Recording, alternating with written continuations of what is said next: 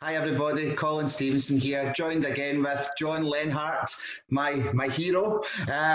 Just to introduce us again from our last video, if you haven't saw it, we had an introduction and it's on both our pages, so we would love for you to watch that. But today we are talking about happiness, aren't we, John? Yes, yes. Now, happiness means different things to different people. I'm sure you would agree with that. Some people like to buy things to be happy. Some people like to hear things, say things to be happy. But today we're going to work on exactly and explain to people what actual happiness is so that they all know and we can all be happy at the one time. Awesome. That's perfect. So happiness, mental health begins with definitions. And so really the definition of happiness is experiencing pleasure chemicals in response to your circumstances. So technically everybody can be happy. Things when we try to tell people, do you want to be happy? Everybody can say they're happy because everybody can find $20 in the parking lot and get pleasure chemicals. So it's really not, if you think about happiness, everybody experiences it. The issue is there's really 4 different ways people experience happiness, or there's 4 strategies for happiness. Yeah. So, Colin knows me. I love to model people. I love to have a metric system, and I love to watch people ask them to figure out what's really going on in their brain. So this is what I do. When I try to help people understand their strategy for happiness, I'll say to them, take out a sheet of paper and write down on it what you think you need to have or do in order to be happy.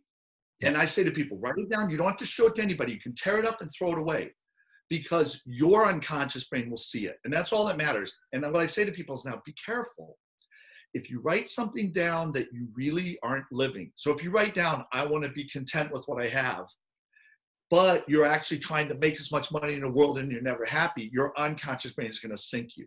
So I tell everybody, write down really what you want, tear it up and throw it away, because I can tell you there's only 4 answers. Yeah. So number 1 answer, okay, the first answer people can have is if they write down something bad happening to someone else or their competition. You know what would make me happy is if that guy fell down a hole. You know what would make me happy if our competition, went bankrupt.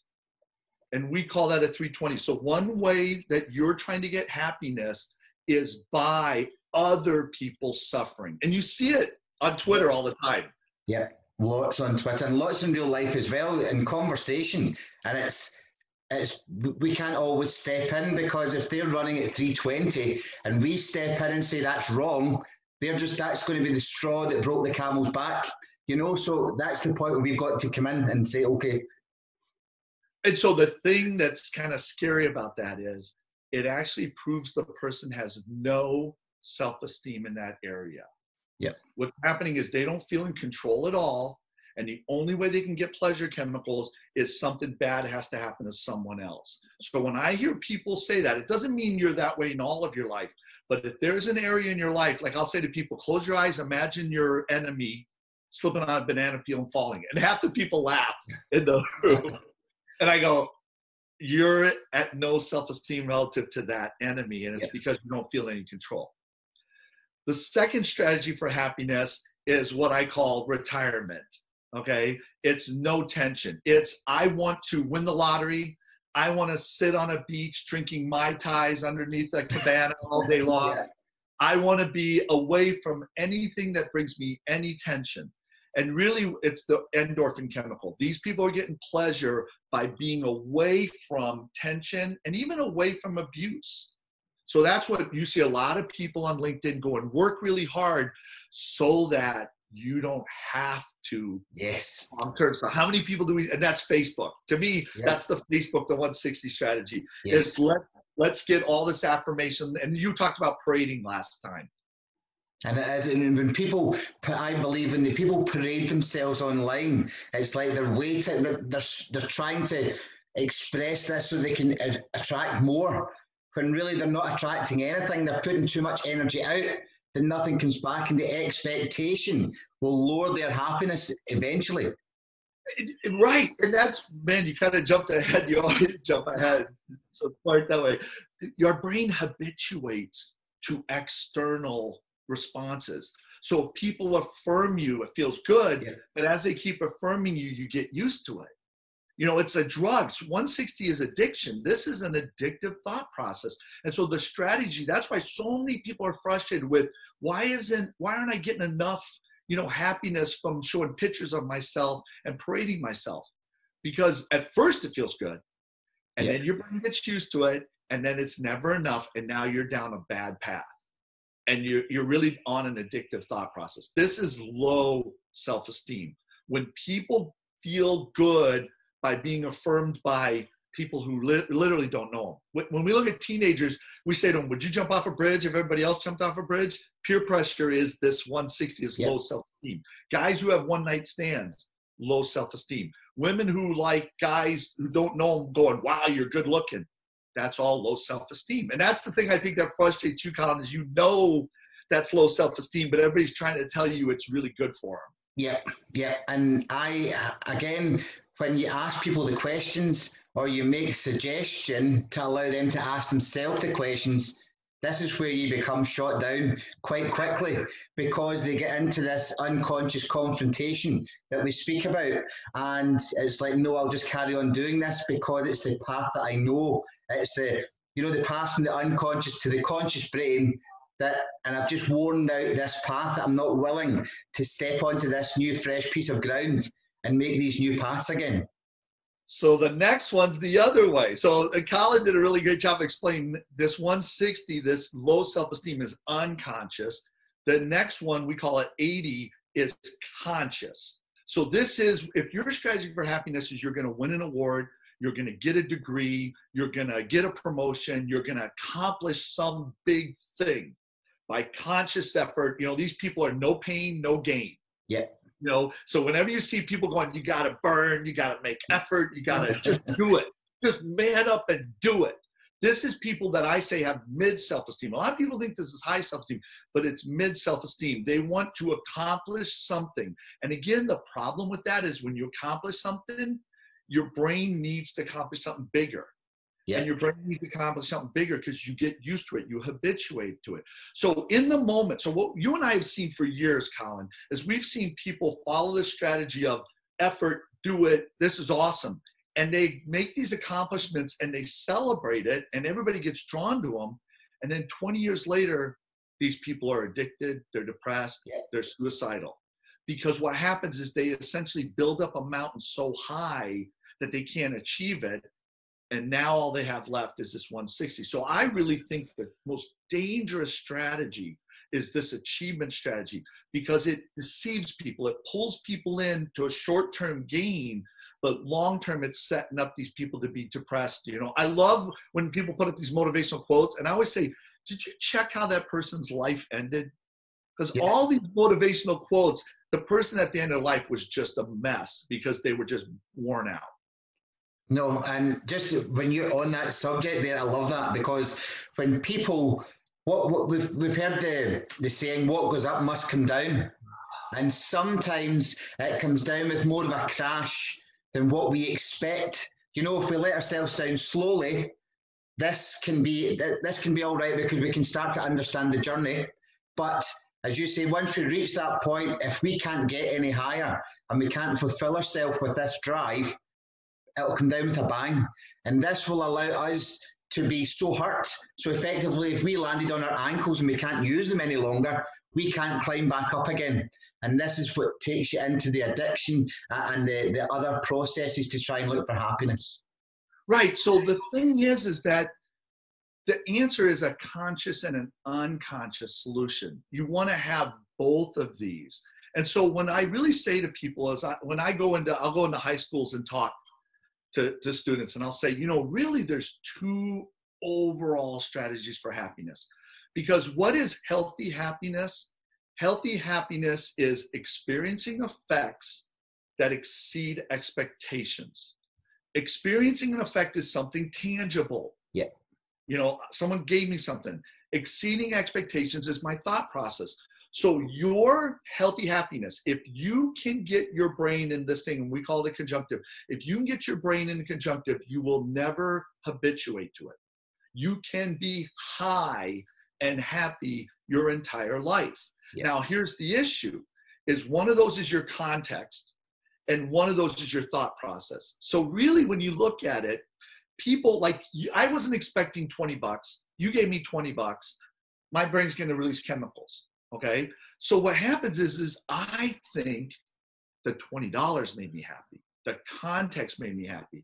So I want more money. And so what I say to people is I say, one group of people thinks the context is going to make me happy. And their strategy is, I'm going to have the most money. I'm going to be the best looking. I'm going to boss the most people around. I'm going to have the most of everything. And how does that end, Colin? In the crash. They crash. You know, I'll say to people, I love walking into these classrooms and say, you know, who's the richest man in the world? How much money does he have? Did you hear he lost half of it? How did he lose half of it? Getting divorced. Why is he getting divorced? Because he's having sex with another man's wife. If the richest man in the world was happy, would he be having sex with another man's wife? No. And one student unfortunately said yes. And I did this in several classes, and I said, really? I said, so let me get this straight. What you're saying is his strategy for happiness was to do something where he lost half of his stuff. If you believe that, you'll go home tonight and give away half your stuff. And he goes, well, I guess not.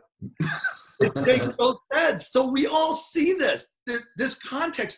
So there's two issues with this context thing. Number one, by experience, we all know this always ends bad. Yes. This never ends right. And I think that's what's always frustrated you, Colin. We always got together and you're always like, why don't people see this? You know, we know all these stories. The second issue is, are you really in control of that? Can you totally master your context? Can you make everything your surroundings, can you be in complete control of it? Absolutely not. No. And again, because people believe that they're trying to control these positions, their jobs, how they look, people, and then when it works for them, it gives them that high.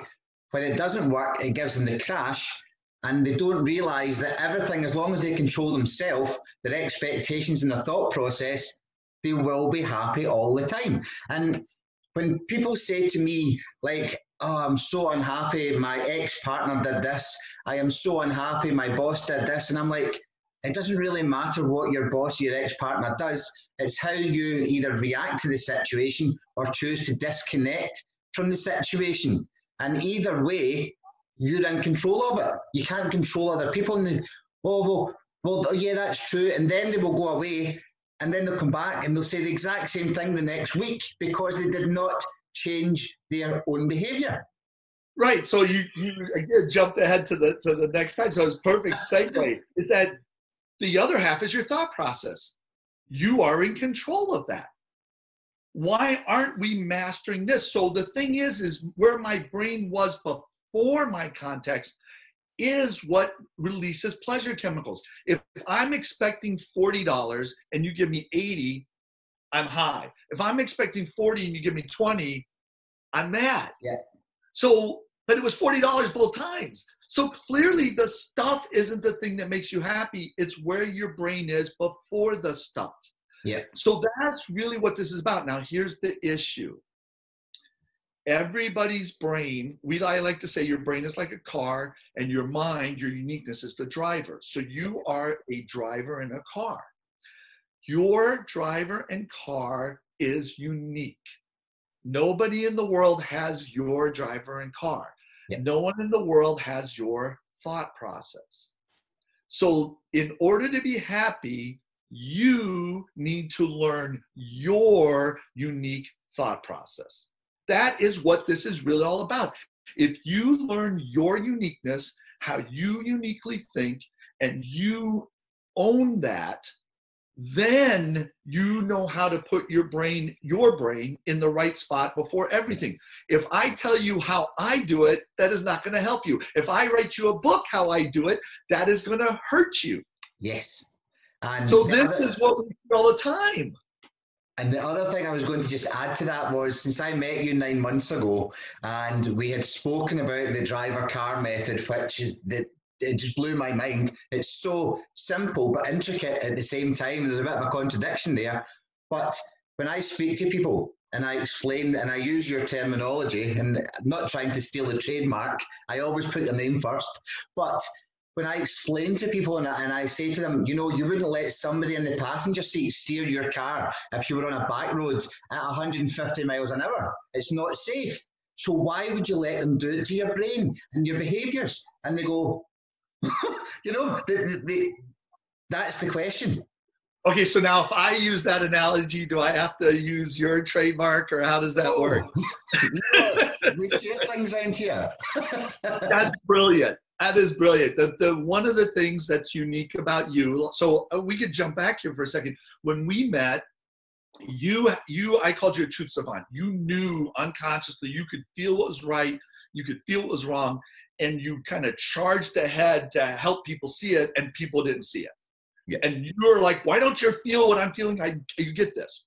So then I can remember you had a number of months where you were just frustrated with like, why aren't people feeling this? And then we had a discussion. It was like, Colin, you need to be you. No one else thinks like you. No one else has your uniqueness. Are you letting that out? And I call that your truth. Yeah. Your truth is your uniqueness being expressed. My truth is my uniqueness being expressed. When people say, that's not my truth, and they mean it about factual things, they're a mess. But when they mean it about my uniqueness coming out, they're going to be healthy. When you started living your truth online, that's when people started being drawn to you. Yeah. And that's when people started coming into all of this stuff. And part of that uniqueness, part of that living that out is that you're an amazing storyteller. Thank you. Well, I think what makes us work together really well is I'm a teacher. I'm going to explain to you exactly what's going on in the brain. And I love it when people, like, this is what you did to me, like 6-7 months ago, you started doing it, which was feeding in my uniqueness, is you would tell a story, and then you'd go, if you want an understanding, and then you'd link me in.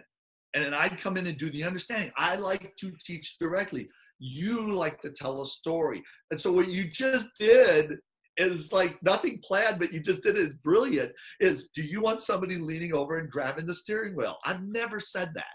It's an analogy, it's a story, and that's what you do. So that's why you and I work together so well, is I'm not you, you're not me. I teach things like at 80, and this is what it means. You teach things artistically in a story. And honestly, I believe your stories reach people more and draw people in more than me teaching directly. People go, oh, it's a long article. It's a textbook. It's a lot of teaching. I don't want to do this. Colin, tell me a story.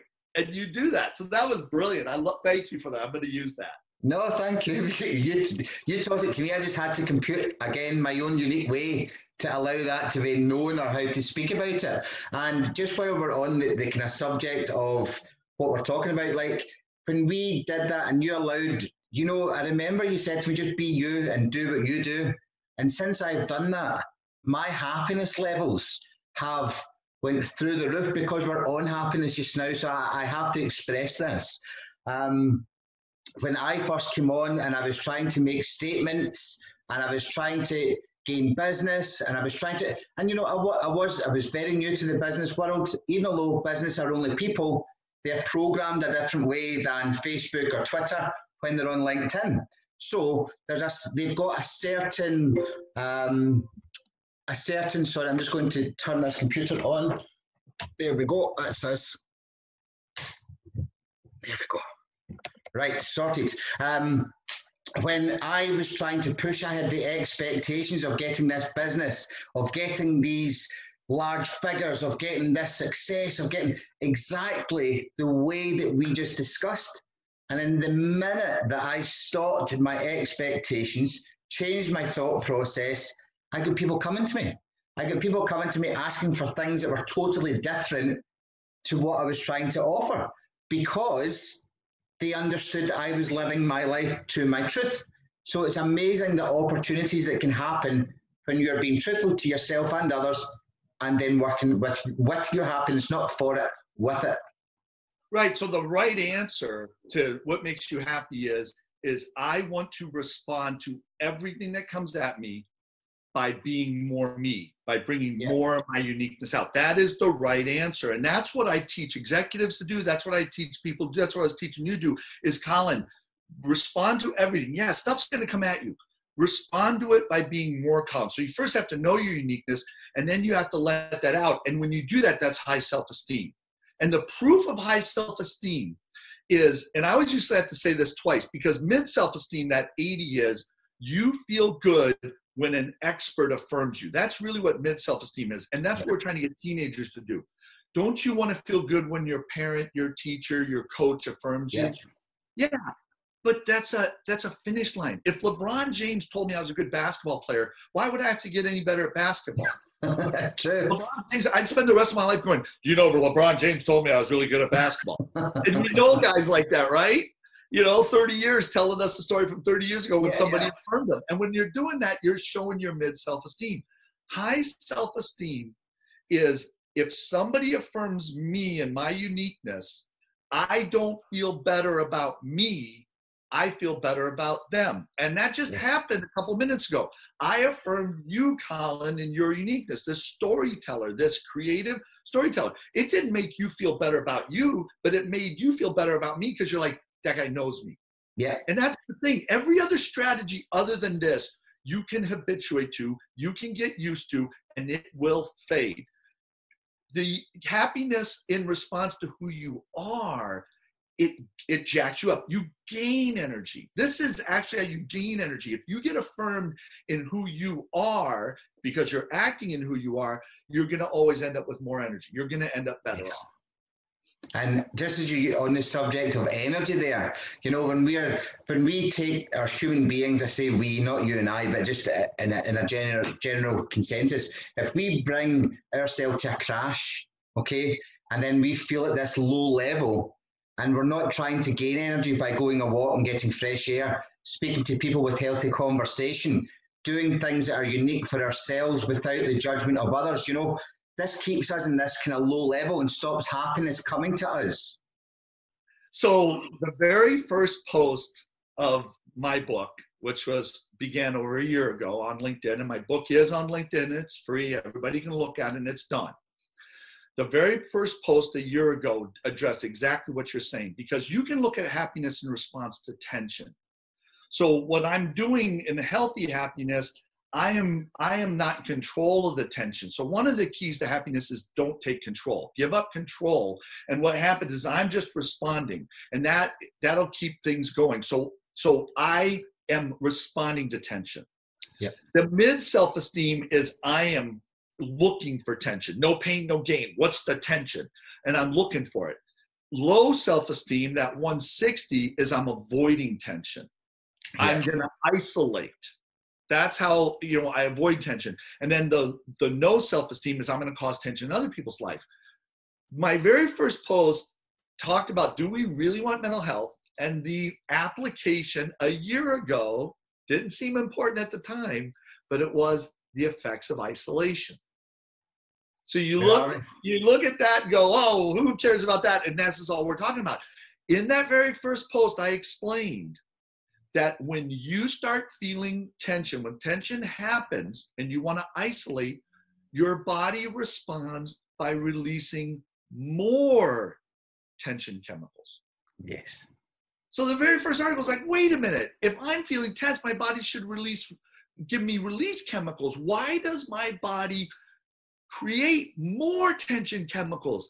Because your body is trying to drive you to somebody. Yeah.